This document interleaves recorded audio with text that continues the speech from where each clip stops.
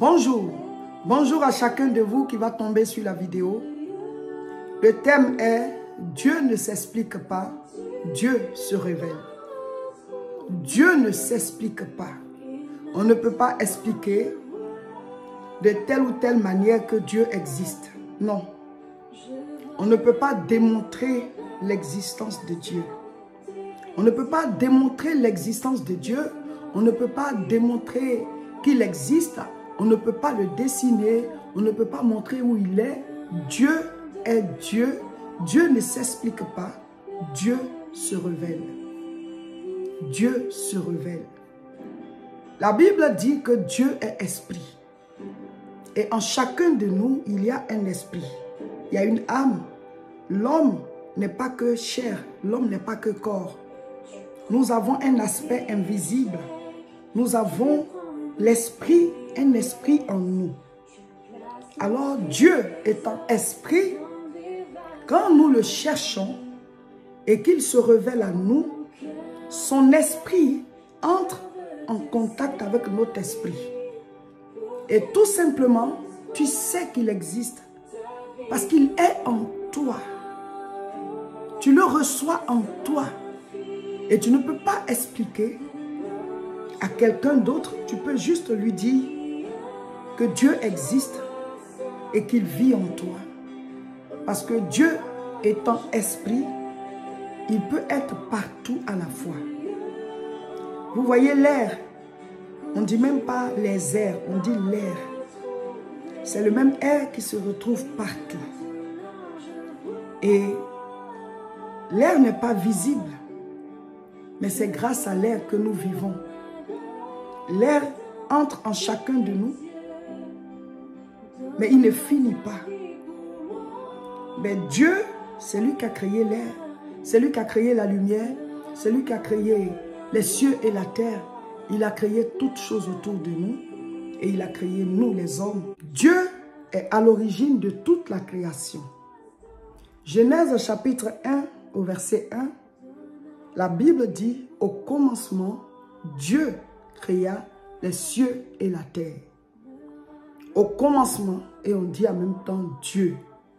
Dieu n'a pas été créé, Dieu est le créateur. Dieu n'a pas de commencement, Dieu n'a pas de fin. Dieu, il s'étend dans le temps, il est éternel. On l'appelle le gardien de l'éternité.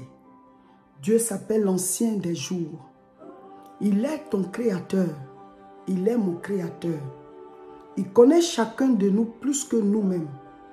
Il connaît le nombre des cheveux qui sont sur ta tête. Il connaît tes peines. Il connaît tes douleurs. Il connaît tes souffrances. Il connaît tes joies. Il connaît ta tristesse. Tout ce que tu peux traverser. Tout ce que tu peux penser. Tout ce qui est en toi. Dieu sait tout. Parce qu'il est ton créateur. Il te connaît mieux que ton père. Il te connaît mieux que ta mère. Il te connaît mieux que toi-même. Dieu ne s'explique pas. Dieu se révèle. Il dit, je me laisse trouver par celui qui me cherche. C'est-à-dire, je me révèle à celui qui me cherche. Celui qui veut en savoir me concernant. Celui qui creuse. Celui-là qui dit, je vais aux nouvelles. Je vais à la recherche de Dieu. Je veux le connaître.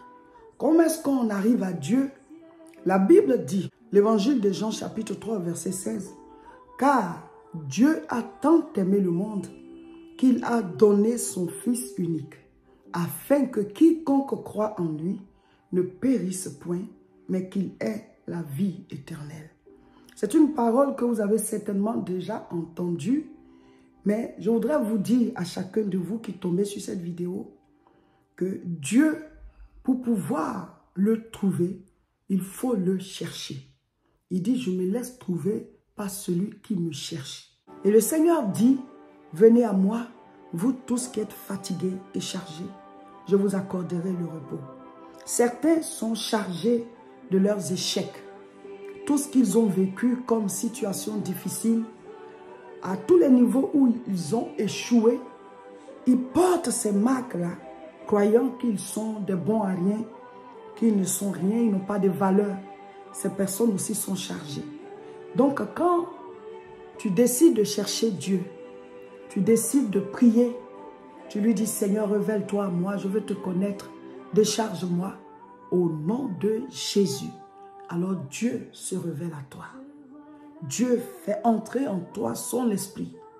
Et alors tu constates qu'il existe. Tu constates qu'il est réel. Il parle à ton esprit. Il te parle à l'intérieur de toi. Donc Dieu ne se démontre pas. Il ne s'explique pas. Dieu se révèle. Pourquoi est-ce qu'on doit prier au nom de Jésus-Christ?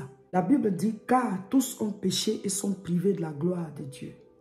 Le péché, c'est la saleté spirituelle. Le péché, c'est quelque chose que Dieu ne peut pas toucher parce que Dieu est saint. Alors, chacun de nous doit être lavé de ses péchés. Le péché, c'est le mal que nous faisons. Nous pouvons avoir de mauvaises pensées sur les autres, sur nous-mêmes. Nous pouvons dire de mauvaises paroles. Nous pouvons poser de mauvais actes. Tout ça, ce sont des péchés. Et le péché, c'est la saleté spirituelle. Dieu est saint, saint, saint.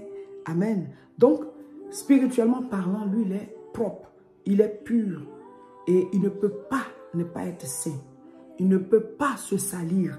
Qu'est-ce qu'il fait? Il nous lave, nous. Mais il ne nous lave pas avec de l'eau. Il nous lave avec le sang. Parce que la Bible dit, sans effusion de sang, il n'y a pas de pardon. Mais ce n'est pas le sang d'un animal. Ce n'est même pas le sang d'un autre homme. Mais c'est le sang de Dieu lui-même. Dieu savait qu'il fallait qu'on soit racheté. C'est comme quand tu voles ou bien en tout cas tu commets un délit et tu te retrouves en prison. Et on dit qu'il faut payer une caution pour que tu sois libre le temps que le procès et tout ça se fasse. Alors, Dieu a payé notre caution. Mais ce n'est pas une caution jusqu'à ce que le procès se fasse. C'est une caution définitive. Il a pris notre place en prison et il nous a graciés. Il a fait le troc. C'est lui maintenant le coupable. Jésus a pris toute notre culpabilité à la croix et il est mort avec. Parce qu'il avait le pouvoir de donner sa vie, et de la reprendre. Donc il a donné sa vie à notre place. Et nous avons pris le rachat, la rédemption, le salut. Nous avons été rachetés. Donc lui, qui ayant déjà payé, tu lui donnes ta vie et tu prends sa vie qui est une vie de pureté.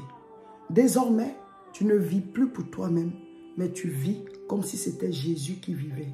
Tu es toujours dans ce corps, mais à l'intérieur de toi, il y a Dieu à travers Jésus-Christ. Il dit, je suis le chemin, la vérité et la vie. Nul ne vient au Père que par moi. Si tu reçois Jésus dans ta vie, tu es racheté de tes péchés. Tu es libéré de tes fardeaux. Ça se passe de manière spirituelle. Tout ce qui était charge physique, spirituelle, émotionnelle, tout ce qui te pesait dessus est récupéré par Jésus. C'est comme si on te donnait un chèque et on te demandait de le remplir. Et tu y mettais tout. Jésus a payé pour nous. Donc, quand tu l'as reçu, chaque fois que tu pries, tu accompagnes tes prières par au nom de Jésus. C'est comme la connexion. Tu peux faire un mail, mais si tu n'es pas connecté, tu n'as pas la connexion Internet, le mail ne part pas. Tu peux mettre un courrier à la poste, mais si tu n'as pas le timbre, le courrier il ne part pas. Le nom de Jésus, c'est la connexion entre nous et Dieu. Le nom de Jésus, c'est le timbre sur nos courriers. Le nom de Jésus, c'est la connexion pour faire partie ta vidéo en ligne ou alors tes publications. Donc, nous prions, mais il est important d'ajouter au nom de Jésus. Amen. Dieu, on ne peut pas l'expliquer. Dieu, on ne peut pas le démontrer. Dieu se révèle. Recevez-le dans vos vies. Ouvrez vos cœurs. Dites-lui, Seigneur, je t'accepte dans ma vie. Viens, efface mes péchés au nom de Jésus. Voilà, je suis pasteur Seka Olga de l'église La Moisson de France. Nous prions à tout coin. C'est tous les dimanches à 10 h. 48 rue Saint-Omer, 59 200 Tourcoing. Abonnez-vous à la chaîne où vous avez reçu cette vidéo.